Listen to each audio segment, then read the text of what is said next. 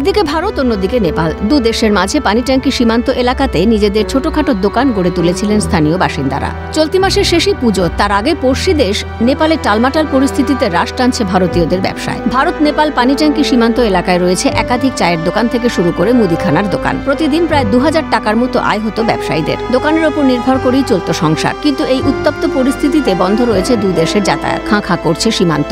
ফলে মন্দা দেখা দিয়েছে ব্যবসায়। কেউ কেউ আবার ঋণ নিয়ে দোকানের জিনিসও কিনেছেন, কিন্তু ক্রেতা না থাকলে কিভাবে চলবে ব্যবসা? দুশ্চিন্তা ঘিরে ধরেছে ক্ষুদ্র ব্যবসায়ীদের। কি বলছেন তারা, ঘুরে দেখল সিএন। অন্যদিকে সীমান্ত এলাকা পরিদর্শনে উদয়ন গুহ, গৌতম দেব ও অরুণ ঘোষ। আমাদের তো প্রচুর সমস্যা হচ্ছে। লোন নিয়ে দোকান দিয়েছি, এখন নেপাল থেকে কাস্টমার আসতে পারতেছে না, তো বিক্রি বাট্টাও তো হচ্ছে না আমাদের। আর লোকাল মানুষ তো এখানে নাই, হয়ে গেছে।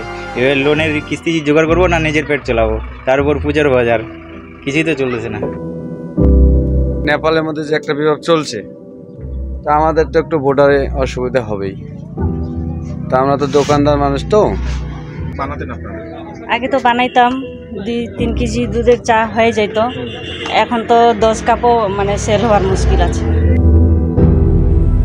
হাতে গোনা কটা দিন, তারপরই পুজো। কারো হয়তো হয়েছে পুজোর কেনাকাটা, কারো হয়তো এখনো বাকি। কিন্তু রুজি রোজগার না থাকলে কিভাবেই বা হবে পুজোর কেনাকাটা? নেপালের বাসিন্দাদের কারণেই চলত ব্যবসা। দ্রুত নেপালের পরিস্থিতি শান্ত হোক, তাহলে খেয়ে পরে বাঁচতে পারবেন বলে জানিয়েছেন স্থানীয় ব্যবসায়ীরা। এখানে তো নেপালের জন্যই তো চলে, এখানে প্যান্টি কিনতে। নেপাল না বন্ধ থাকলে তো আর হবে না, এখানে কিচ্ছু হবে না। কি চাচ্ছেন এখন? এখন কি আর যাবো, যত তাড়াতাড়ি খুলবে অত ভালো।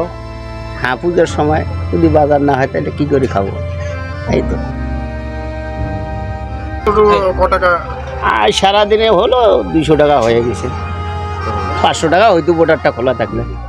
দ্রুত পরিস্থিতি শান্ত হবে বলে আশাবাদী উত্তরবঙ্গ উন্নয়ন মন্ত্রী উদয়ন গুহ।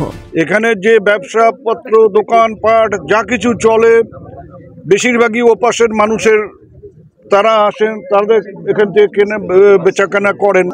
আমরা সবাই উদ্বিগ্ন যে প্রতিবেশী রাষ্ট্রে এরকম একটা সমস্যা তৈরি হয়েছে। আশা করি খুব তাড়াতাড়ি এই সমস্যার সমাধান হবে। আমাদেরও রাজ্য সরকার যা যা প্রয়োজনীয় ব্যবস্থা নেওয়া সেগুলো নেবে। এক দেশের উত্তেজনাময় পরিস্থিতি রাশ টানছে অন্য দেশের ব্যবসায়ীদের জীবন জীবিকায়। ব্যবসা চললে তবেই দুমুঠো খাবার জোটে, কিন্তু সেই ব্যবসাতেও যদি বাধা পড়ে তাহলে কি হবে? পরিবার পরিজন নিয়ে কোথায় যাবেন তারা? পুজোর আগে হাসি উড়েছে পানি ট্যাঙ্কি সীমান্ত এলাকার ক্ষুদ্র ব্যবসায়ীদের।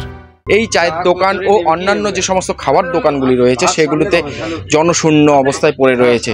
পুজোর আগে এই জনশূন্য থাকার কারণে ব্যবসায়ী কিন্তু মন্দা, সমস্যায় পড়েছে ক্ষুদ্র ব্যবসায়ীরা। তারা চাইছেন অবিলম্বে পুজোর আগে স্বাভাবিক হোক নেপাল, তাহলে আগের মতো ব্যবসা করতে পারবে ব্যবসায়ীরা। তবে দেখার বিষয় কতদিনে নেপালের পরিস্থিতি স্বাভাবিক হচ্ছে। ভারত নেপাল সীমান্তের পানিট্যাঙ্কি বর্ডার থেকে পিকাই ঘোষ, ক্যালকাটা নিউজ।